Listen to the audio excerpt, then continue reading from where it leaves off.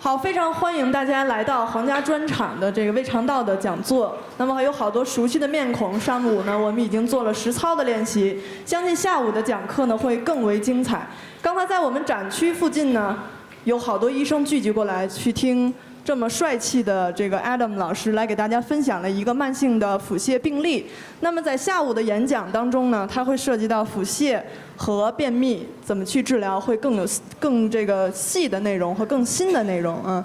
那么在明天呢 ，Adam 老师还会现身我们会场来给大家分享一些典型的病例。同时下午呢，我们还会请到王江维博士，蓝石宠医院的院长来跟我们分享他知道的一些肝胆方面的问题，敬请期待。I'm sorry， 犯了个错误啊，糖尿病的问题比肝胆是不是更好呀？我们明天下午期待一下啊。那么现在呢，我来介绍一下我们的 Adam 老师，他是来自美国俄亥俄州的一个内科专家，他主要是在做研究，但是平时呢也会坐诊。主要研究方向呢就是慢性胃肠道疾病、胰腺炎和肝病，这个都是在我们临床上非常常见的，也我们觉得很简单，但是可能其中有很多内容我们需要更新，或者更听老师讲一些更详细的、更好的治疗方法的一个必要性。那么现在我先欢迎我们的市场部的雷亚女士来跟我们说一下我们的皇家案例竞赛的一个启动。好，谢谢 Ashley 啊。那我是来自皇家宠物食品医院渠道市场部的莉亚，那么很高兴呢，今天在这里跟大家见面啊。大家有可能会发现我们的椅子上，每张椅子上其实我们都放了一张那个皇家第3届临床案例竞赛的一个宣传单页，那么大家也可以看一下我们的参赛流程。那么只要你们能够从现在开始一直到8月23号期间在这个皇家精英兽医会的网站上上传我们的这个有关胃肠道的这个病例，同时在这个网站上呢完成了有关胃肠道的营养认证的话呢，你们就可以得到一本这个免疫学和传染病的图册。只要完整的病例就可以换一本图册。那么这本图册呢，其实它是非常好的，里面呢其实是用绘画的形式很生动的把免疫学和传染病给阐述清楚。所以这个工具书呢，可以帮助你们很好的去和宠物主人进行沟通。那么另外呢，其实你们提交了案例之后我们也有一个很强大的评委团他们是来自于那个你看一下是。中国农业大学动物医学院的教授夏耀飞老师，还有上海爱侣动物医院的院长杨其清和上海来时动物医院的院长王家伟。那么这3位评委呢，会把你们上传到精英会上的这个案例进行评审。那么最终呢，会选出31名优秀的这个病例皇家会全程赞助你们去到北京的这个北京兽医师大会，在那里进行决赛。那么决赛出来的冠军，我们会赞助他去到2019年4月份去到法国进行学习之旅兽医师的学习之旅，所以还是非常有吸引力的。那想问一下大家心动吗？没有声音这个看来对自己信心还不够足但我们的这个标语是什么？用1个病例换1次法国的学习之旅，好不好？那心动就快来参加吧！谢谢大家。那下面就有请 Adam 为我们带来精彩的演讲，欢迎。Well, good afternoon. Thank you guys all for coming. I'm really excited to be here because this is one of the most exciting topics in veterinary medicine. Diarrhea is what I live for. It's a very, very fun thing to diagnose. It's a very, very fun thing to treat because it can be very, very rewarding and it can be very, very successful. So today, a couple things. We're going to go through a general overview of feline chronic diarrhea, some differentials, an approach to the problem, and most importantly, tools that you can use in practice to go ahead and treat these animals when they come in.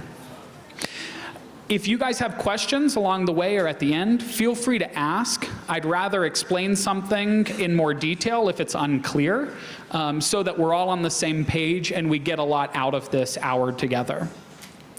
So once again, thank you for having me here. Thank you for Royal Canin for putting this on for us, and I hope you enjoy the topic. So to go ahead and get started, just so we're all on the same page, I like to begin with kind of a general definition of some of the terms that we're going to talk about. And the one that's probably the most important is understanding what a chronic enteropathy is. At its core, this is a very kind of messy term, meaning it's not very specific. When we say chronic enteropathy, we're talking about a very heterogeneous group of diseases rather than one in particular. Okay? But what these diseases do have in common is that they cause chronic gastrointestinal signs, usually defined as signs persisting for 2 weeks or more in nature. So when I think of what can cause a chronic enteropathy or what can cause chronic gastrointestinal signs, there's a variety of ways to approach it. My preference is actually to start with kind of a two-phased algorithmic approach. First and foremost being my non-gastrointestinal differentials, and then second being my gastrointestinal differentials. When I think of non-gastrointestinal differentials, it's basically a wide variety of organ system diseases, and as the gut is a very reactive organ, they can result in any disease basically can result in a gastrointestinal manifestation. So what we'll talk about is a little bit about how we screen cats for these different diseases and make sure they're adequately ruled out prior to proceeding. And the second category is our gastrointestinal differentials. And I like to think of them in large categories, right? So let's say inflammatory differentials. And then I can start looking at specific diseases common to all small animals, like IBD or inflammatory bowel disease, or more specific diseases like eosinophilic enteropathies that happen a lot more frequently in cats and might require slightly different management. Okay? So how do I go ahead and weed through all of those differentials and figure out where I want to go? Well, that you're going to need a very, very specific, organized diagnostic approach. Okay? And I do understand that in a lot of instances, we're going to have restraints in terms of owners' finances, the owner's willingness to proceed through all of these diagnostics, or perhaps even the availability of the diagnostics to complete them in every single case. And it's important to understand that even without this kind of full complement of diagnostics, we can often still provide really good care and still have a really good idea of what's happening in our feline patients. So for me, in general, I get excited anytime an animal comes in with gastrointestinal signs. It's going to be a good day. I'm going to use that history, that physical, and that signalment to then go ahead and say, do I think this is an acute gastrointestinal disease or more of a chronic gastrointestinal disease? Because I'm going to diagnostically and therapeutically approach those very differently. So if I have an animal, let's say that's come in with chronic gastrointestinal signs, I immediately am going to have a suspicion for some sort of chronic enteropathy. And to remind us, what we're talking about with a chronic enteropathy is just a catch-all heterogeneous group of diseases. The first thing I'm going to do is run a minimum database, inclusive of a complete blood count, a biochemical panel, and a urinalysis. And my main goal there is to rule out systemic disease, okay? I want to make sure this cat isn't in renal failure. I want to make sure this cat doesn't have liver disease. And the biochemical profile, although not perfect, actually does provide a decent level of sensitivity to allow you to do this. Now, one thing that I do add on to all of my blood work screenings for cats in this scenario is a T4. Okay? So if you're catching the disease hyperthyroidism early on, it will usually look just like a chronic enteropathy. Those cats present as chronic vomiters, or they present as chronic diarrhea cats with weight loss. So that's another good screening to add on anytime you have a cat that's older than 7. The second thing I go ahead and look at is I always want some sort of fecal analysis. Now, in my practice, what I consider standard is a fecal flotation. Okay? Anything beyond that because there's a whole smattering of infectious diseases that we have to consider, should really be dictated based on the region of the world that you're practicing in, right? So even throughout China, infectious disease burden is going to be different depending on what region you live in. It's important to understand what diseases the animals you're seeing are at risk for, and then how to specifically target them. If I get that done and I don't find anything conclusive or very specific that provides me a diagnosis, I then move up in terms of my second, third, and fourth line diagnostics. Okay? In general, the second line diagnostics are targeting very specific differentials like I talked about. Let's say there is a specific fungal infection that occurs frequently where you're practicing. I would want to add that as a secondary differential and a second line test to specifically address that particular burden. My third line diagnostics is my abdominal imaging, either abdominal radiographs or abdominal ultrasound. Now, when I'm looking at diagnostic imaging, abdominal ultrasound is my favorite for gastrointestinal disease. The reason behind that is it provides me imaging of the actual gastrointestinal layers. That's something that radiographs nor CT can do in routine practice. Okay? So if you have those, and you have a CT in your practice or availability of a CT, you can certainly do it, but it'll have some limitations. And if all you have is radiographs, that's also fine. It'll help you rule a lot of things out, but it's not going to provide you quite as much information as an abdominal ultrasound will. And then based on the results of that, if everything's still coming up boring and I haven't found a definitive abnormality, that's when I'm going to move on to gastrointestinal specific blood work, like cobalamin and folate levels, and potentially biopsying that animal's gastrointestinal tract. And ultimately, if I can go along this pathway and the owner's with me in this journey, I can go ahead and then, in the vast majority of cases, provide a definitive diagnosis for that case and allow me to have very directed, very targeted therapies.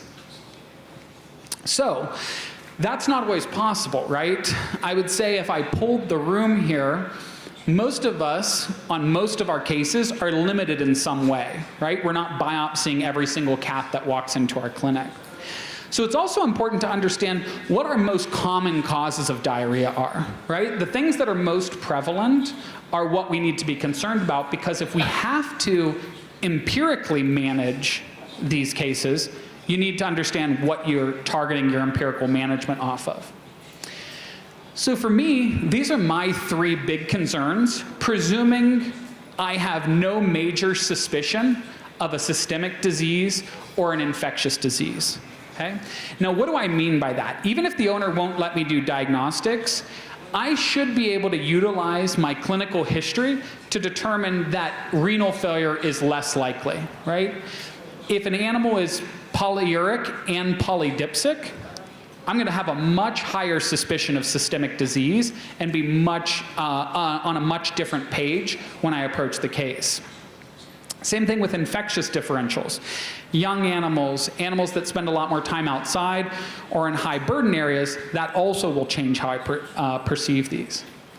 But in the general population, if you don't have a high suspicion of one of those, these are the big three that we're considering when we see animals with chronic gastrointestinal signs. Okay? Now, what is really nice for us when we have to manage these guys more empirically is that inflammatory bowel disease and small cell lymphoma are very similar in terms of management. Okay?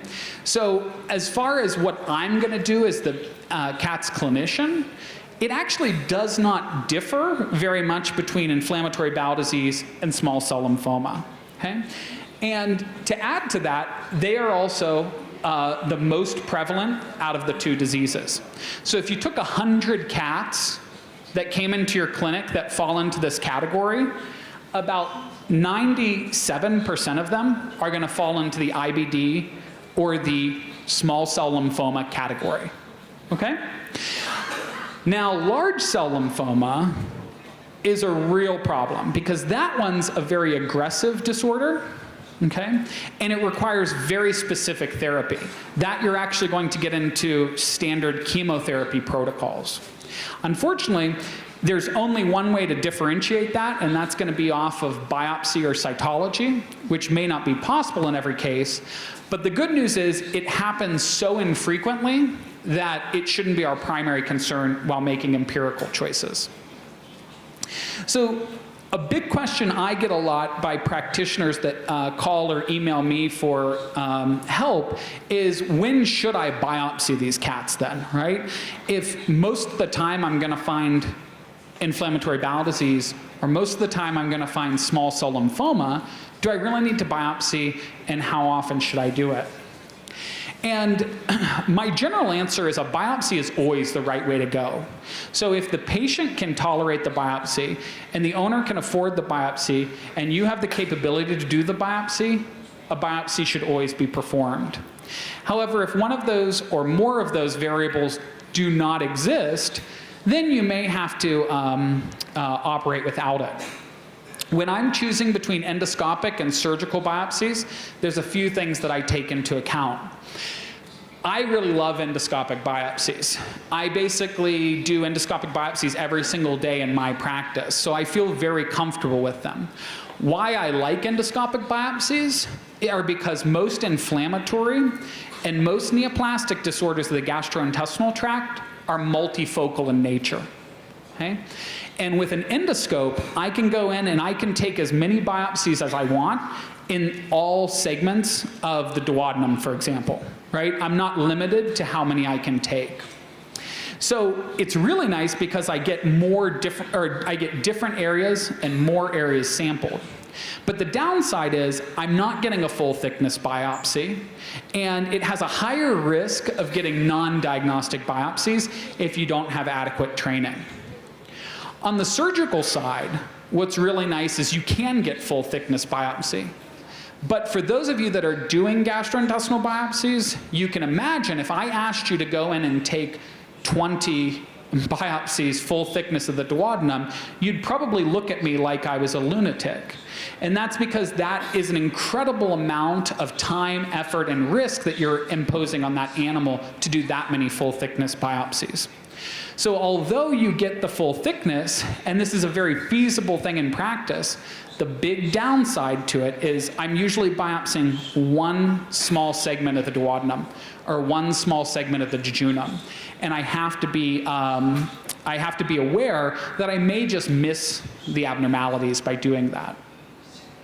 So, in the instance that the owner goes ahead and refuses to biopsy their case, this is where we're going to need to think back through our most likely differentials, like inflammatory bowel disease and small cell lymphoma, and then what do I do?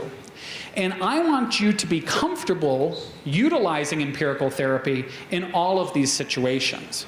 So if I have a cat that comes into me and the owner will do no diagnostics, but that cat has had diarrhea for 9 months, that cat still most likely has inflammatory bowel disease.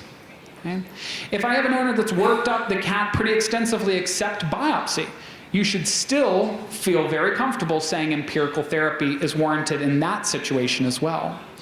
And then lastly, even if you have everything completed, you get the biopsy and the definitive diagnosis, you still want to use these empirical trials to figure out what's best to manage that patient.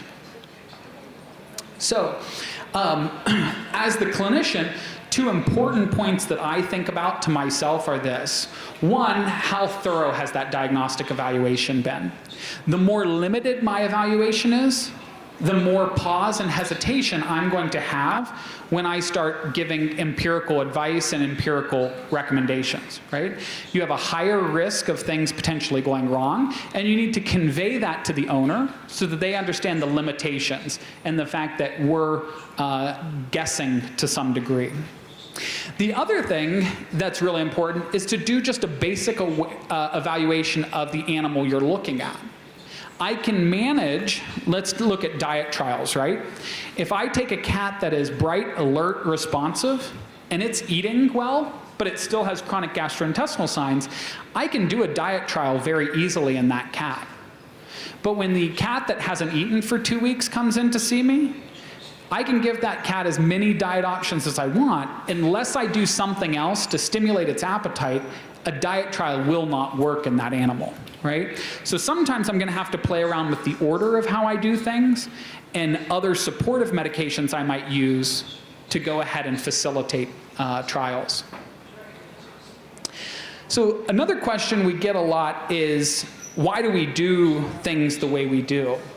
And that goes back to kind of a little understanding of the pathophysiology of inflammatory bowel disease. So there's three main factors that we take into account with inflammatory bowel disease. Number one is what's in the environment. And I'm talking about the environment of the gastrointestinal tract. Okay? It's the most complex interface your body has going on. And every day, it is faced with all kinds of things running from mouth to anus through that gastrointestinal tract. But the nice part about that is that gives us an amazing opportunity to manage and control these cases by manipulating and changing diet. Okay? Second is who's living there. Okay?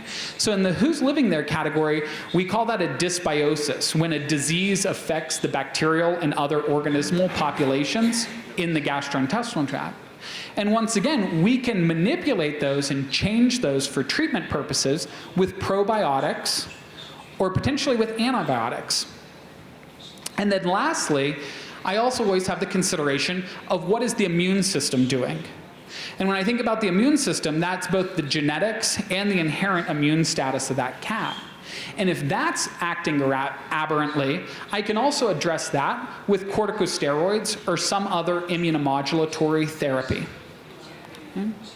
Now, when I go ahead and look at that in cats and I say, well, how often do cats respond to certain therapies? What is really a major take-home point is 60% of cats are going to respond 100% just to diet. Okay? Now that's an amazing amount of cats that if we manage them correctly with diet, will have a complete resolution and need nothing other than dietary therapy for the rest of their life. Okay? The other 40% are the cats that require everything else we have therapeutically. Okay? So we'll talk a little bit about how we go ahead and choose these different options. Okay?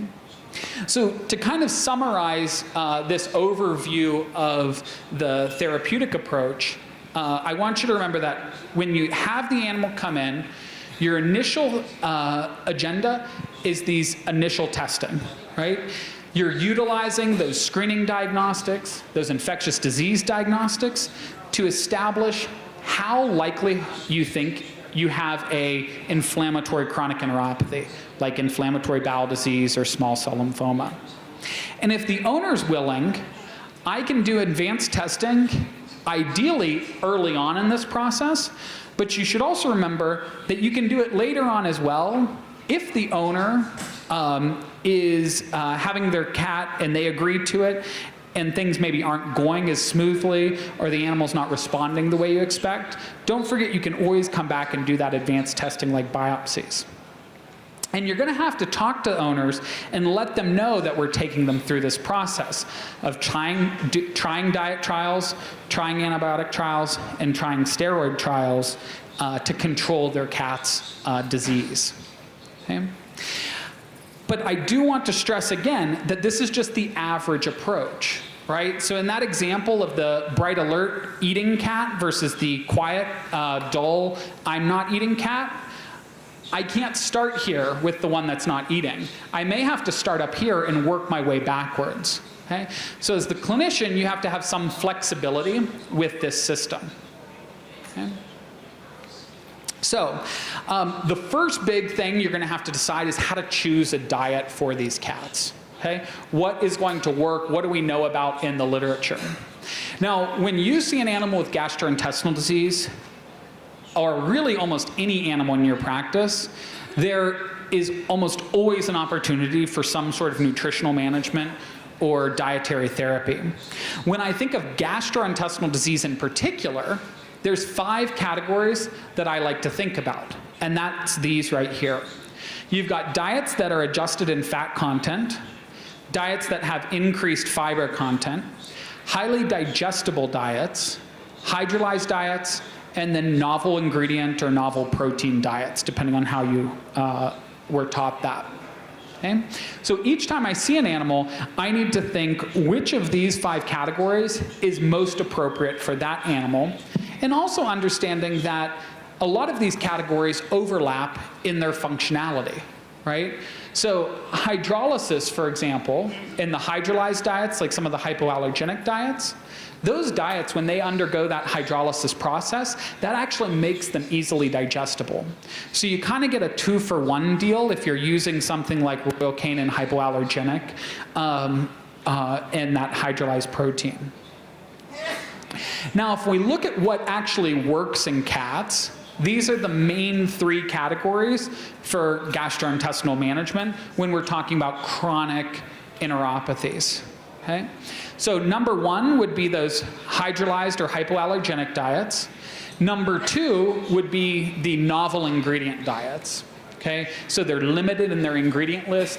They provide 1 protein source, 1 carbohydrate source. And then third would be my easily digestible diets. So looking at these 3 categories, you could try Royal Canin hypoallergenic for a hydrolyzed. You could do their select protein series for novel protein. And then things like GI high energy are reasonable options in the easily digestible category. Okay? And keep in mind those overlaps in these therapies. Now, the 4th category that I'll pull out is if you have an animal that specifically has colitis, so large bowel diarrhea as its main concern, I would also consider fiber diets a very, very important part of management.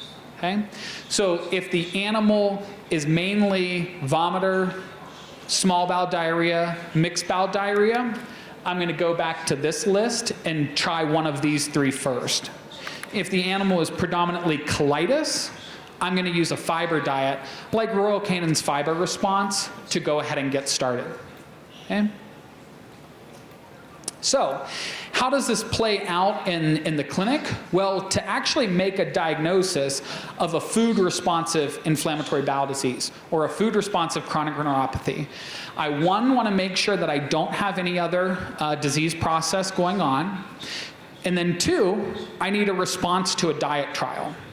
Now for me, when I'm choosing a diet, my preference is actually hydrolyzed diets as my first choice, and then I use everything else in order after that. Novel ingredients, easily digestibles, fiber diets. Okay? Now that changes sometimes, but that's just my general overall rule. If there was a survey of the International Comparative Gastroenterology Society, which is my professional group. And we surveyed all the gastroenterologists that are a part of the society, and it was about a 50-50 split between which diet type people start with. So there's no good evidence to say one is better than the other. So what you're comfortable with, what you like, is a reasonable approach. And then theoretically, you'd want to see a relapse if you challenge that animal again with a diet trial. But all in all, I can tell you in the real world, in actual practice, I very, very, very rarely do diet challenges. Okay? You're just risking upsetting the animal's gastrointestinal balance. So if you get them controlled, keep them on the diet, and they just stay on that diet lifelong, unless they need some other dietary management or adjustment in the future based on the development of a new clinical problem. So in terms of expectations, 1, you need to be choosing the right diet. If I use a hydrolyzed diet for a colitis cat, I'm going to make things worse. And that's because the hydrolyzed diet has a very low fiber content, right? So if I'm not choosing the correct diet, I can actually make things much worse. So understanding the type of signs and then choosing the appropriate dietary strategy is number 1. Then we typically administer a diet trial for about 2 to 4 weeks. This is much shorter than what you would use for like a food allergy, and that's because food allergies are relatively uncommon when they just present with gastrointestinal disease. It's far more common to see a food intolerance, which is much more responsive to dietary therapy. On average, if the cat is coming in for vomiting as its problem, we usually actually see a clinical response in about 72 hours to dietary therapy. With diarrhea, the median response time is about 5 to 7 days. Okay? So dietary therapy, it's a quick trial, it's easy to do, and we really need to be encouraging our owners to do it. Now, if I don't get the response I want, that's when I want to choose either an alternative dietary strategy, right? So if I started with an easily digestible diet, maybe I still want to try a hydrolyzed diet, or maybe I still want to try a novel ingredient diet in that animal. But if I failed, say, 2 diet trials, that's when I'm going to move on to other therapies. And then the last take-home point here is don't forget that with any of these situations, adjunctive therapies can always be done concurrently. Okay? So if that animal has low B12 levels, low cobalamin levels, you can supplement that alongside the diet. There's nothing wrong with doing that. You don't want to wait to do those things. So 60% of the time, if you're choosing and you're implementing those dietary therapies correctly, you're going to have that case solved. Okay? Now, if it doesn't go your way and the animal is still having persistent clinical signs, this is what I'm thinking of now. Okay? So now I'm considering, do I have some sort of dysbiosis and I need to manage the microbiota or the bacteria there? Or do I have one that's idiopathic and it's going to need some sort of immune modulation to really control the disease? Or maybe I have small cell lymphoma. Or worse yet, maybe I just misdiagnosed the animal if I don't have biopsies and it is actually a large cell or it is something else more aggressive. So the next thing we need to think about is how can I manage the gastrointestinal flora, right? So what's going to work well in cats and what should my expectations be? So a couple things that you'll come across when you read about this topic is the term SIBO. That's an old term for the same disease, okay? Now it's more commonly referred to as dysbiosis. The change here was based on advancements in molecular diagnostics that allow us to better characterize the bacterial populations in the gastrointestinal tract. And what we realize now is it's not necessarily an overgrowth, but it's more so changes in proportions of bacteria present. And I want to stress just really quickly that the bacteria in our gut are our friends, right? And they do a lot for us. They have metabolic functions, protective functions, and even trophic functions, especially during the growth phase of life, that are very, very important for appropriate health outcomes and stability, systemically as well as localized to the gastrointestinal tract. So how do we go ahead and treat this? Well, it's through empirical trials because currently there is no specific diagnosis for an animal, or there's no specific diagnostic, I apologize, for animals that have gastrointestinal disease that's going to respond to these management strategies. So for me, once again, I want to make sure to the best of my ability that I don't have some other disease going on. I've failed appropriate diet trials because that's a better first-line therapy. And then I'm looking for a response to my antibiotic trial. Most of the time, for me, I'm using Tylosin. My second favorite choice is metronidazole. And then drugs like Oxytet are also reported for this in cats. But I usually stick with these two because there's more literature evidence behind the use for those. And then ultimately, what I'm looking for then is, do I have a relapse in clinical signs after I withdraw the antibiotic therapy? Okay? Once again, this is something that is questionable in terms of how often we should be doing it, because we don't want to destabilize a controlled animal. So, putting this into application, once again, it's choosing an appropriate antibiotic. You don't want to use amoxicillin clavulanic acid, right? That's going to worsen things. We want to use the antibiotics we know are beneficial, Tylenol, metronidazole. Okay? I particularly, I should have mentioned this on the last slide, really like Tylen because it's cheap, you can get it easily, and owners can actually put it inside gel capsules and pill their cat with it because it tastes terrible. The same thing is true of metronidazole. If any of you have ever tried to pill a cat with metronidazole or give them an oral suspension of metronidazole, it tastes awful. And that cat is going to come for you and really want to attack you if you put that metronidazole in their mouth. So another strategy you can do to get around that is to use metronidazole benzoate, which is a different formulation of metronidazole. And it doesn't have quite as potent of a taste and is better accepted by cats. But back to this slide, you'll go ahead and administer that antibiotic, and max response for an antimicrobial responsive cat is about 4 to 6 weeks. So this one's going to take a lot longer than dietary trials for it to work. Okay? But if I don't see any response at all in the first 2 to 3 weeks, you should probably give up on that particular antibiotic. There are some people that recommend changing to a different antimicrobial. I do not do that, especially in a cat. I just go ahead and move on to the immunomodulatory drugs as my next step. Okay? And once again, if I had already used diet therapy, I'm going to keep that dietary therapy going through this time period because all of these different approaches are additive. Okay?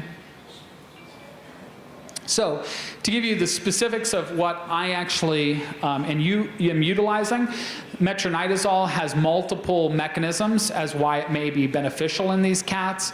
I dose them at about a 7 to 10 milligram per kilogram body weight, and I give that orally twice daily. Okay. Keep in mind there are quite a few side effects associated with metronidazole, but most of these are pretty uncommon if you stick in this dose range. With Tylosin, this is more of a traditional antibacterial antibiotic, but it probably does have some degree of immunomodulatory capabilities as well. Like I said, I really like this because it's inexpensive, and I dose this one at about 10 to 15 milligrams per kilogram by mouth every 12 hours. Okay? And ironically, side effects with Tylosin are really limited in cats to usually some vomiting associated with administration or inappetence associated with administration. So, now that's the antibiotic side. That's the part that's studied much better in cats with chronic enteropathy. The flip side of it is, well, what if I add something to the system? What if I use a probiotic to manage this cat's gastrointestinal disease? Well, the first thing about probiotics that you have to understand is you have to use the right one. So by definition, a probiotic is a very specific microorganism that I'm going to have to give it the appropriate dose, and then I need it to have a beneficial effect in that animal. And we actually have very little evidence in veterinary medicine for a lot of probiotics. Right? It's pretty limited down to just a couple. Okay? Now, this is a picture I took at the probiotic aisle at a store near my house. Okay? And I'm assuming that if you guys went to the pharmacy, you would be in a very similar situation where they offer a probiotic for everything, right? You get headaches, there's a probiotic for it. You have urogenital health issues, there's a probiotic for it. Your back aches, there's a probiotic for it. Unfortunately, about 98% of those claims are not validated with any sort of research. I'm not saying they can't be beneficial, I'm just saying we have no evidence for that. The other issue is the vast majority of these products actually don't contain what they say they contain. Okay? So when independent analysis labs have looked at them, they actually contain completely different bacteria at different amounts, and sometimes live culture is actually dead and vice versa. So it's definitely a buyer beware situation, and what you don't want your owners to do is just go out and get any old probiotic off the shelf. So for me, what I use is the ones that do have the most evidence behind them, and that would be these 3 probiotics, right? Now, not all of these are commercially available here in China, but what you can do is actually look at the bacteria that is offered in these and try to emulate that with probiotics that you can find readily available here. Okay? So for example, one of the bacteria here is E. faecium, Enterococcus faecium, and that's something that you could then go out and say, well, I want an E. faecium probiotic, and that's what I'm going to gather. But even with that, I want to use this example to kind of caution you a little bit, right? Let's say we're talking and you ask me for a Felis catus, right? So you ask me for a cat. That's what you want for your birthday. And I say, well, I want to be a good friend, and I want to get you that cat for your birthday. But the problem is what you wanted was a Persian, and I got you a Bengal. Okay? That's also the problem when I say just go out and use E. faecium, right? Enterococcus faecium, the name of that probiotic, is the same as saying Felis catus, right? But the strain of the probiotic is really important, okay? And the strain of the probiotic is similar to the breed. Okay? And that's very, very different. To give you an example of this, we can look at this probiotic that's available for human medicine, and that's B. fragilis. Okay? If I go ahead and use B. fragilis strain 9343, it does wonderful things. It can fix colitis, it can fix multiple sclerosis, and it can decrease autistic behaviors in the mouse models of those disease. Okay? Pretty impressive stuff associated with strain 9343. However, if I use B. fragilis etox, well, that's not so good. That one actually causes colitis, and worse yet, can also cause colorectal cancer. Okay? And that is the same probiotic that if I just went to the shelf and grabbed B. fragilis, I don't know what strain I'm getting.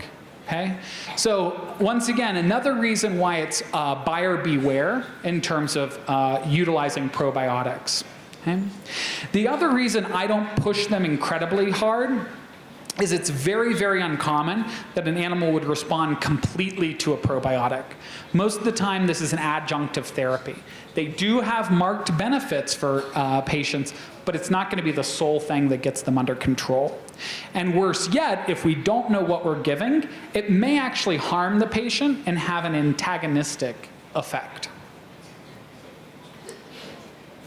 So in terms of my conclusions for probiotics, know what you're using, okay? And use something that is consistent, at least in genus and species, with the commercial options that have been tested more extensively.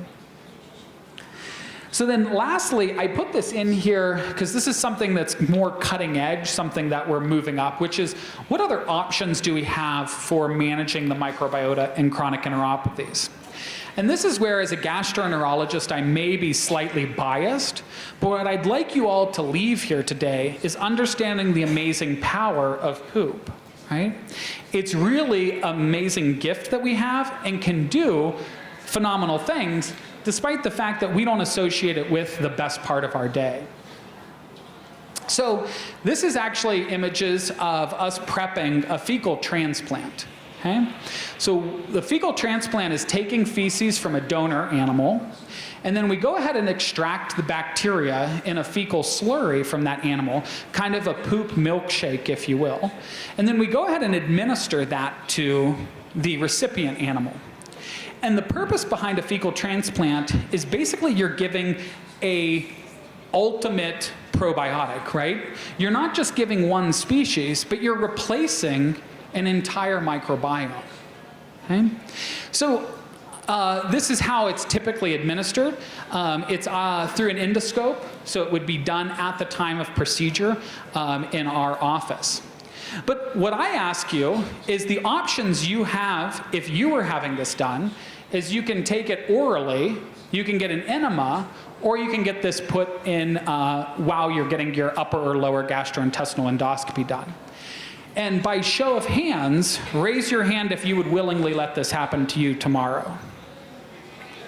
We don't have a lot of takers for that option, right? But here's what's really exciting about this. This is pictures of people that have severe, severe gastrointestinal disease related to Clostridium difficile infection. Okay? One of the worst enteropathogenic bacterial infections that we see in human medicine. Okay? And this is some of the statistics associated with fecal transplant. So if you look at people here, and these are just a couple meta-analysis studies, if you look at people, the ones that have failed every other therapy available for C. difficile, 90% of those refractory cases or more are going to respond to fecal transplant. Okay? So it is an exceptionally gross therapy, but it's also an exceptionally effective therapy and definitely something that you're going to see in the wave of the future. This is kind of our protocol here at Ohio State. We use young, healthy donors, so these are cats that are also involved in our blood bank. They're screened for infectious disease and systemic disease regularly. And then their stool is banked, so it's ready to go when we want to do a donation in-house. Okay? And there is a little bit of evidence now for this in the veterinary species. The first was a case series that came out a short while ago, just a few years ago, and reported on 3 cats and 3 dogs. And these were refractory chronic enteropathy cases that then responded completely in 5 out of 6 cases to fecal transplant. Okay? Now, this is cheap and easy to do. Poop is plentiful, but the downside is you do have to do quite a bit of extensive screening of your donor animals. But definitely something you're going to see coming out a lot more frequently in the literature, because there's a lot of ongoing studies that our institution and other institutions are taking part in that we'll have results on pretty soon. So with all of that being said, the last section is, well, all right, if that worked, great. I'm going to continue on one of those microbiota management strategies. But if now both my diet and my manipulation of the microbiota have failed, I now need to decide what's next. Okay? And in this instance, this is where I'm getting into my immunomodulation for chronic enteropathies. Okay? And that's because at this point, I'm now pretty much concerned that this is either an immune-mediated disease or it's idiopathic inflammation. I don't know why it's there, but I know inflammation is there, and I know that inflammation is causing disease. So similar to what we talked about for other sections, I want an animal now that has failed, ideally, food and antibiotic trials, has had a thorough diagnostic evaluation, and I specifically want to know that I have a low incidence of infectious disease in these animals, because I'm about to give them an immune suppressive dose initially of some of these drugs. And ideally, this is where I would really push that owner to biopsy if they haven't done it already, because once I start utilizing these therapies, it'll then negatively affect the quality of my biopsies in the future. Okay? So for me, in terms of enacting this, I want to choose an appropriate drug, and we're going to talk a little bit about the 3 criteria I use for doing that. But in short, my first-line therapy is corticosteroids, and my second-line therapy are the other additional drugs. One thing to remember, just like with dietary therapy, and just like manipulation of the microbiota, anything you've previously administered to this cat, you still want to continue. Right? So if I got a 50% response to dietary therapy, don't take that diet away. Keep that animal on the diet, because that's still important. Okay? So choosing the correct drug can be daunting for some people. The first thing I like to think about is just what do we know works in cats? Okay? And in terms of what is out there in the literature and what's been documented to be effective, corticosteroids and chlorambucil are your bread and butter, or your main therapeutic tools if you need to immunomodulate these cases. Okay? So number 1 criteria is what works in cats. I want to know that. Cyclosporin and mycophenolate, I can tell you from personal experience that those do work really well in refractory cases. However, there's not a body of literature, there's no publication or controlled studies that I can give you that document the effectiveness of those therapies. Okay. The second 2 criteria, number 2 and number 3, are probably the most important. Okay? And that's, what do you care about as the clinician? And then probably the most important is, what does the owner care about at home? Because if you do not meet the owner's expectations and manage the owner's concerns, you will not have successful therapy, because they won't keep their animal on the drug and they won't adhere to whatever recommendations you make. So for me, we talked a little about evidence. As the clinician, I certainly care about that, and I care about the mechanism as well. Okay? That all goes back to using corticosteroids and chlorambucil. I also often want to know, how quick is it going to work, right?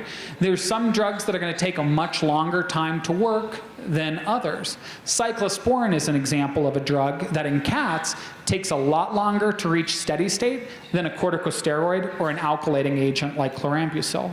So if I have an animal that's not eating, cyclosporin might not be the best strategy if it'll take 7 days for me to get therapeutic levels of that drug. Whereas I'll generally see a response in 2 to 3 days with corticosteroids or alkylating agents. And then obviously, as anyone who cares about their patients would agree, side effects are a big thing. I want to choose the drug that offers the least severe side effect profile. Okay? Now, to owners, they really care about these 3 things. They want to know what the cost is, right? On a monthly or a yearly basis, what is this going to take out of my wallet? Second, we're talking about cats here. So what's easiest to administer, right? How often do I have to administer it? What routes of administration are possible? And then lastly, they also care about side effects to the point that it affects their cat's quality of life. So it's not as simple as just saying, here's the drug you have to use. You really need to talk to the owner and get them to buy into your plan, and for them to accept what we're going to do to manage their cat. For corticosteroids, I really like them. It's definitely what has the most evidence. They're really cheap. They work really well, but they work really well because they're a messy drug. It works by a bunch of different mechanisms. Okay? For cats, I start at 2 mg per kg per day. Right? You can dose that once a day, or you can dose that twice a day. Most often in cats, I'm dosing that as infrequently as possible, right? No one wants to pill their cat more than necessary. And I'm also always going to use prednisolone, because prednisone's bioavailability is estimated to be 1/10 that of prednisolone in cats. Now, if I have an animal that, let's say that cat's diabetic as well, and I don't really want to cause a lot of insulin resistance, I might actually reach for budesonide, which is much less systemically absorbed, and I can minimize some of those systemic side effects while still getting a really good response on the mucosal immune system. And typically by 3 to 5 days, I'm looking for my response here. Now, a lot of people also ask about injectable corticosteroids, right? Triamcinolone has an average control time of about 5 to 15 days, depending on the cat. And even longer acting steroids, right, like Depomedrol, might work for 4 to 6 weeks at a time. I don't like using those drugs, but if it's a cat that no one can pill, but it can come in for a sub-Q injection once a month, that may be a strategy you want to keep in your back pocket. Alkylating agents are my second choice, and with these I also have pretty good evidence. And for a cat, it's actually fairly affordable, but this drug is going to be more expensive than a corticosteroid for sure. I dose one of 2 protocols. My preference for cats is 20 mg per meter squared every 2 weeks. I really like that protocol because you're giving a pill twice a month to that cat. Okay? That's really feline friendly.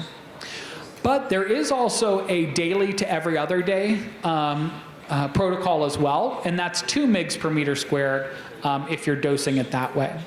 Either are reasonable. My preference for the 20 mg per meter squared is honestly directly correlated to the fact that I have to dose that cat less frequently. In terms of side effects, the big things I'm concerned about is my bone marrow and my liver. Okay? So if I have an animal on alkylating agents, definitely early on in the management, and then at least intermittently throughout the year, chronically, I need to be looking at CBCs and liver panels or chemistries to make sure I'm not having any toxicity. And once again, just like corticosteroids, usually around that 5-day mark, I should be seeing a really good response if the animal is going to respond to this. Okay. Now, for the third-line therapy, I won't talk about this one quite as much. I just want to give you my dose of cyclosporin here, which is 5 mg per kg SID. That's a little bit different than how we would dose that in a dog. Side effects are typically anorexia and vomiting in cats. Takes a little bit longer in my hands, I feel like, for cats to respond to this.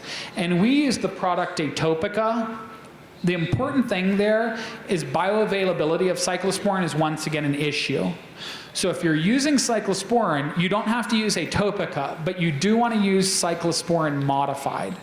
Cyclosporin unmodified will not have good bioavailability in our veterinary species, both cat and dog. Okay? So, with all that being said, there's a couple things that I want to add about those immunomodulatory drugs before wrapping up. I always start with one. Preferentially, if I talk to that owner and it's a good choice for that cat, I'm starting with prednisolone. Okay? I'm looking for a response. If a week to 2 weeks into that therapy, I am not seeing a response, that's when I would add a second agent in, and that's chlorambucil. Okay? The only time I start both of those concurrently is when I go ahead and I have an animal that's diagnosed as a small cell lymphoma. Okay? So if you already know it's small cell lymphoma, just go ahead and start both of them because you're probably going to need them. Or in rare instances, if I have a really severely affected cat, sometimes I'll be more aggressive and start both of them up front. Okay? The last piece of information I'd tell you about the immunomodulatories is that if you don't see a good response with the combination of prednisone and an alkylating agent, there are a small set of cases, less than 5% of them, that are going to need another drug or a different drug. But that's a very small percentage. So if you have a cat that hasn't responded to diet, probiotics, antibiotics, and you have it on prednisone, and you have it on chlorambucil, it's definitely time to think about, have I misdiagnosed this animal, or is something else going on that's preventing this treatment response? Because the majority of the time, greater than 95% of the time, you should be able to control a cat with chronic diarrhea in that spectrum of diagnostics and therapeutics. Okay? So in summary, once again, we'll go ahead and do our initial testing. Ideally, before doing any therapeutic trials, I'd get that advanced testing done all the way up to biopsy if possible. And then I'm going to go ahead and start, whether it's empirical or whether it's biopsy-driven, my therapeutic trials. I'm going to start with diet trials, remembering there's different approaches. For vomiters, I really like hydrolyzed. I really like easily digestible. For small bowel diarrhea and mixed bowel diarrhea, I really like hydrolyzed, easily digestible, and limited ingredient or novel protein. If it's colitis, my first choice is fiber-based diets, with my second choices being the limited ingredients or potentially the easily digestibles. Okay? I've got many options in terms of probiotics and antibiotics, and I've got an arsenal of drugs that I can use for immunomodulation as well. The important part is we do it systematically and look at what ultimately works best for that cat. Okay? So, last thing here is the last thing here is if you had that cat that wasn't eating and you had to start it on steroids initially because you needed to stimulate its appetite as well, my ultimate goal in those cats that I have to reverse the pattern on is I want to taper them off the immunomodulatory drugs. But to do that, you have to have something else there to stabilize that cat. So that's the importance of, if you're starting steroids as a first-line therapy because you're backed into a corner and you need to, you also should be starting something like diet therapy, because the diet is going to enable you to bring that cat down onto a lower dose of drug long term. Okay? So with that, that is the overview of the chronic diarrhea portion, approach, diagnosis, and management. We have about 10 minutes left. So at this point, if you guys have questions, I'm happy to go ahead and answer those about the lecture or about specific cases. 好的，现在我们是提问环节啊，在提问之前，我们先来点掌声吧。我们老师讲的好不好呀？好，是吧？好的，那我们工作人员麻烦把灯开一下。大家有什么问题，我们趁着这个好机会，我们来问一下。示意我举下手，谁有问题？好。我想问一下，腹泻跟年龄有关系吗？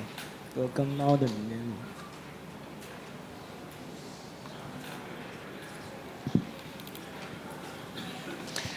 So when we think about cats with diarrhea, age does play a role, and actually we'll talk a little bit about that in the next hour. As an animal ages, especially cats, we see a wide variety of physiologic changes that happen. Okay? And this is everything from the mouth, right? They get thinning of their pharyngeal tissues, they lose their taste buds, and a bunch of different things that are going to make them be more selective in their diet. And then ultimately what I see in practice is that stimulates the owner to start giving more diets, to start making a more unstable diet, which can induce diarrhea. In terms of the actual gastrointestinal tract proper, we know that the motility waves in adult cats or geriatric cats actually change and can cause problems for cats, including diarrhea. And as cats reach the geriatric age group, their functional digestibility decreases. Okay? So the animal's ability to digest whatever you're feeding them will go ahead and decrease as that animal ages. Now, why that's a problem is you actually need to digest everything before it gets to your colon, right? Because if I have undigested carbohydrates, undigested fat, or undigested protein byproducts that reach my colon, they're actually going to cause an osmotic and a secretory diarrhea there. So there's to answer your question more succinctly, there's a wide variety of physiologic changes that we end up seeing in older cats, okay? And those changes can cause diarrhea, okay? And depending on which change we encounter will dictate whether or not we see inflammation associated with it. 好的，所以我们知道老年猫它的胃肠道的功能还是有一定变化的，是吧？那么针对这个问题呢，我们皇家也出了解决方案，有老年的猫粮和犬粮来供老年动物去食用，能够满足它们的这个消化的需求和特异性。好，我们下面还有谁有问题？来，抓住机会。哦，近在眼前。我想问一下，就是那个。诊断方法那边有一个钴胺素的那个检测，钴胺素的检测是现在是有机器检测了吗？还是说送实验室检测？像钴胺素，对，老师讲到过。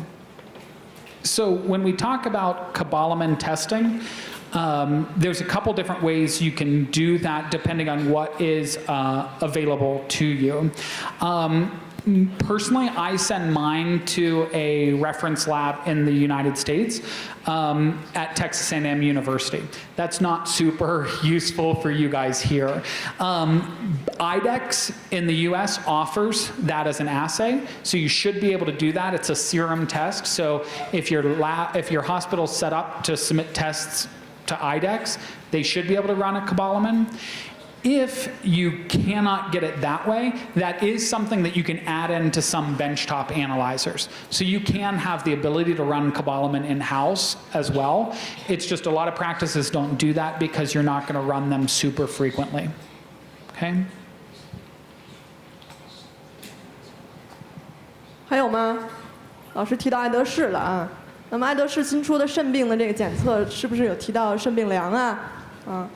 那还有问题吗？多好的机会啊！有问题吗？或者与老师领域的相关的其他内科问题，大家有想问的吗？比如胰腺炎呀，怎么吃东西啊？这种有没有问题？我想问一下那个谷氨素的使用方式。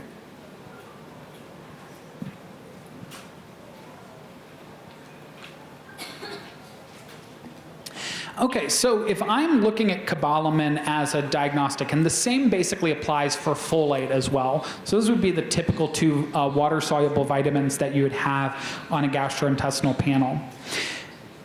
Measuring those has both a diagnostic and a therapeutic purpose. Okay? So the first thing, let me give you a quick kind of like just general case example. Let's say you have a 12-year-old cat that comes into your clinic, and the only thing the owner says is going on is the cat's not eating as well, okay? And it's losing a little bit of weight. But it has no vomiting, it has no diarrhea. That cat may have GI disease, right? And in fact, prevalence-wise, it very well could have GI disease. But it's not quite as big of a slam dunk. You can utilize the cobalamin and folate in that instance because the way cobalamin is metabolized, it's really abundant in diets like Royal Canin. All of their diets have adequate cobalamin. Okay? When you ingest that, your body, hydrochloric acid and other R factor and intrinsic factor in the gastrointestinal tract basically manipulate that cobalamin so it can be absorbed in the intestine. So as long as the animal is eating a balanced maintenance diet, they will actually, low cobalamin or low folate levels are very specific for gastrointestinal disease. So in that cat that has no other signs other than a picky appetite or a decreased appetite, you could actually run a cobalamin and folate to say, hey, yeah, there is definitively gastrointestinal disease, and you use it almost like you'd use a chemistry to say, hey, this cat's azotemic, I'm looking at kidney now. If I go ahead and see those abnormalities, then I'll go ahead and supplement things. And this is where it gets a little bit tricky. The reference range for cobalamin, depending on your lab, is about 250 micrograms to 950 micrograms per deciliter. Okay? Now, that reference range is extremely large, and for a variety of reasons related to cellular cobalamin metabolism I'm not going to get into, I supplement everything from the lower end, lower half of the reference range down. Okay? So if you run a cobalamin and it's below the reference range, you definitely want to supplement it. If you run a cobalamin and it's anywhere in the lower half of the reference range, you also want to supplement that. Okay? In terms of supplementation for cobalamin, for cats, I do 250 micrograms weekly for 6 to 8 weeks, and then I switch to an every 30-day protocol thereafter. Okay? If I'm using folate, I usually supplement at 10 to 30 micrograms per kilogram orally. Okay? Now, with both of those, they're very important to supplement because they're important for enterocyte health. Okay? But at some point, owners might want to retest, or you might want to retest to make sure my supplementation is adequate. And in that instance, when you retest, what you should see if you've controlled the animal adequately is cobalamin levels well above the reference range. And if you're well above the reference range while on supplementation, meaning right before you'd give the next 30-day dose, then you can go ahead and discontinue that medication. If the cobalamin level is still low, you'd want to go ahead and increase your dose. And if the cobalamin level is normal, you want to keep supplementing because clearly your supplementation is needed to maintain those normal levels. And then just as a quick sidebar, I know this is a feline lecture. The dose for cobalamin for dogs is 250 to 1,500 micrograms based on body weight. So think of a Chihuahua, you'd give 250 micrograms at that same dosing interval. And a Tibetan Mastiff, you'd give 1,500 micrograms at that same dosing interval. The dose for folate's no different. Other questions? 好的，老师很慷慨的啊，来。您好，老师，我还想问您一个问题，就是比如说有一个临床病例，这个猫咪是有腹泻，您是选择调节粮食，然后通过粮食的调节，如果这个猫咪没有明显的作用，再给它加甲硝唑；如果说甲硝唑再没有明显的作用，再给它加布金奈德或者说益生菌，是这样治疗吗？如果说如果主人着急，比如说想知道让这个病情迅速恢复，这些药物可以同时先一块儿上吗？比如说就是这个病例既更换了粮食，加了甲硝唑，然后呢加上相应的益生菌，再加上激素类的药物，这样可以吗？然后呢等这个症状缓解了之后，这些药物一样一样的往下减，这样可以不可以？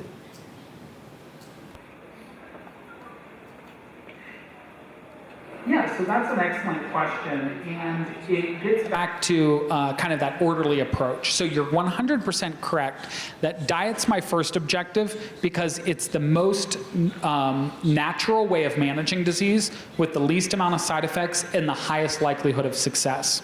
Okay, so diet, manipulation of microbiota, manipulation of the immune system is the correct order if possible. Now in that second situation where you have the anxious owner or you have an animal that's not eating, it is fine to adjust that. But what I'll tell you is what I typically do is this, all right? Rather than starting everything and throwing the kitchen sink at the cat, what I actually do is I just start the immunomodulatory. Okay? And why I do that is I start the immunomodulatory and I give that cat 5 to 7 days at home to start feeling better. I don't want to give it the diet on day one because I have this great diet, like let's say Royal Canin hypoallergenic, right? I don't want the cat to get a taste aversion while it's feeling sick. So I try to get the cat back on track with the corticosteroids, and then at about day 5 or day 7, I institute the diet. Okay? I don't usually add probiotics in, and I don't add antibiotics in to cats. And that's simply because cats are very difficult to pill, and stress is something that cats are very familiar with. So if I all of a sudden tell an owner that they have to give their cat 1 or 2 immunomodulatories, a probiotic, change the diet, and put an antibiotic down that cat's throat twice daily, that's going to be really overwhelming for the animal. So for me, if I have to go that route, it's steroids followed shortly by diet and nothing else, and I see if that works first. And then if I don't get the response, I can add in antibiotics after that. But with cats, we really have to be sensitive about how much stress or how much we throw at them at one time.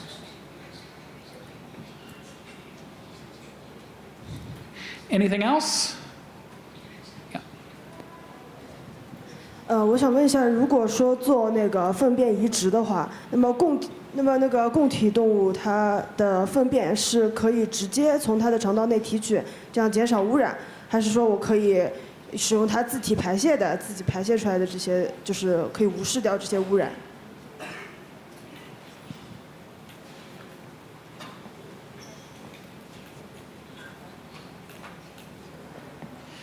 So the question was another good one about fecal transplants, and our setup is a little bit different because these cats come into they come into our hospital for their blood donation, and we collect the feces fresh while they're there. So they're being monitored continuously, and the feces is immediately extracted. And we actually have them defecate onto yesterday's news, which is a recycled paper litter, which doesn't really bind to the feces. Okay. If you're trying to set up a donor, the biggest thing for me is making sure that they are negative on basic infectious disease. So something that's going to test like heartworm, tick-borne zoonoses, and enteropathogens. Often you can use fecal PCR panels for that. IDEXX offers a lot of the different fecal PCRs. But environmental, especially for a cat, tends to actually not be that different.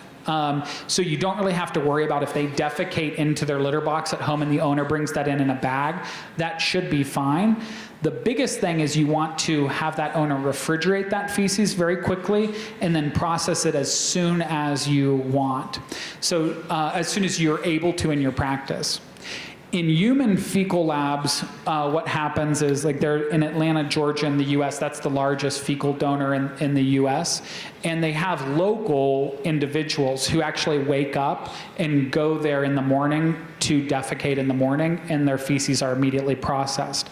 You want to try to emulate that immediate processing of the feces, and I usually tell clients that ask about this that I try to keep that under about 4 hours of refrigerated time. Okay, so you do need like a really willing client. Oftentimes it's people who work in your hospital that might be your best target for that, because they can manage that a little bit better. 好的，那么我们现在 Web Portal 上，就是直播软件上啊，还有很多医生在关注老师的问题。那么我先问一下，有一个问题是，有一只猫有这样一个情况啊，它一直吃猫粮。但是呢，一吃猫粮，它的大便就出问题，基本上有血丝或者有肠黏膜，这个肯定我们临床上很多都会遇到。但是如果主人自己做饭吃，大便一下就好转了。我们来听听 Adam 老师有什么样的这个回答。原因是什么？那么解决方案是什么？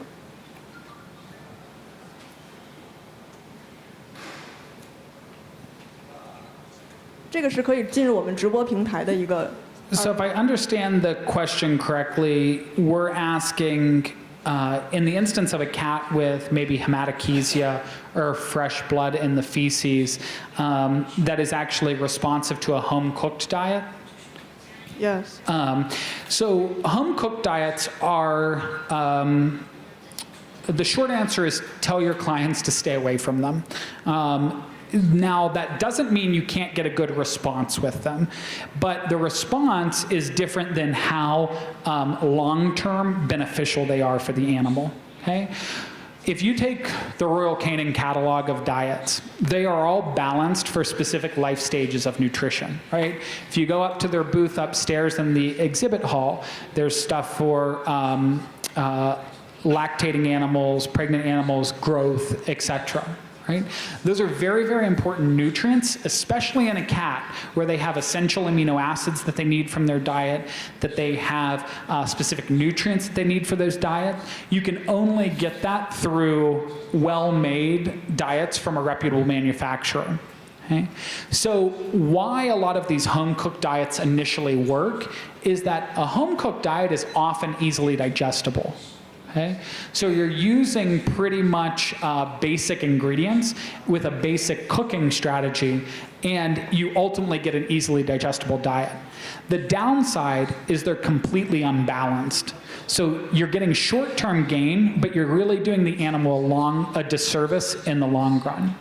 A couple interesting studies that have looked at unbalanced home-cooked diets show that, one, they affect lifespan. So you are decreasing the lifespan of the animal.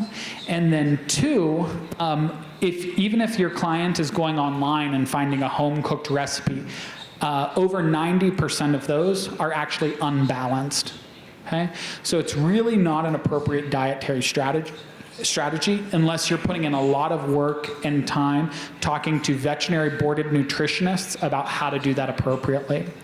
And to me, the reason why I think it's kind of crazy, especially if it is working, I would say, all right, if a home-cooked diet that's easily digestible is working, I'd much rather you eat GI High Energy by Royal Canin, which is easily digestible and theoretically should be able to do the exact same thing. 所以我们从答案中提炼出最主要的一个内容是什么？为什么这个猫自制食物时候会有好转？是因为它易消化，是吧？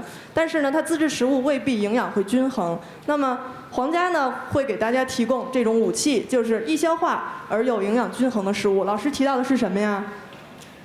肠道处方粮，是不是？对，肠道处方粮，能量又很高，然后营养又很均衡，它还有易消化，所以是非常好的一个选择。那么大家肯定对我们直播平台很感兴趣啊，我们可以扫二维码上去听任何比较牛的讲师的课程。那么像 Adam 老师的课程已经同步在这个平台上播放了，如果没有上这个软件的医生，他就很不幸啊，他没有渠道去获知这个信息了。那么我们现在先请 Adam 老师休息一下，请我们市场部的同事来给大家介绍一下这个精英会的这个平台怎么去注册，怎么去学习。我们把掌声先送给 Adam 吧。掌声送给 Adam，Thank you Adam。好的。那大家其实都已经陆续听过皇家兽医精英会，或者已经刚刚扫描，那进入的是我们皇家的官方微信，是医生版，所以的话你们看到的都是会关于医生的相关的内容。那像 Adam 今天老师的课程，真的可能是所有的课室里面最满的一个了，我们的所有的同传设备都被拿完了。那之后大家想要把这个课程再回味一下，或者说想要 Adam 老师的这个课件，或者说想要听一听他明天的课程，又不能到现场或者分享给小朋友等等的一切愿望，在我们皇家兽医精英会都可以实现。那么登录我们皇家兽医精英会注册之后的话，您可以享受到我们的海量的学习资源，包括我们的图书馆相关的皇家的图书，以及我们送出的那些图谱，都可以在上面在线阅读，有一些甚至你们可以下载。然后的话，在我们的在线课堂里面的话，我们每个月都会有精彩的直播课程。比如说我做个小小的预告，下一个月的6月底的话，我们就会请到国外的胃肠道的专家，在我们 Adam 老师的这个课程的基础上升级，再去讲到2到3天的精彩课程，全天我们都会在兽医精英会上直播，所以大家可以关注我们这个平台，我们也会提前的给大家做推送。同时我们的市场部经理莉亚今天也介绍过了案例竞赛，案例竞赛同样也是在我们皇家兽医精英会的平台去参赛，提交案例就可以获得图谱。大家想要知道这本图谱长什么样，上我们的图书馆一样可以提前先预览得到，纸质版等你的好例案例，好吗？好，大家辛苦了，大家稍作休息。我们在4点10分的时候 ，Adam 老师的下一个课程猫慢性便秘也会开始，欢迎大家稍后回来，谢谢大家。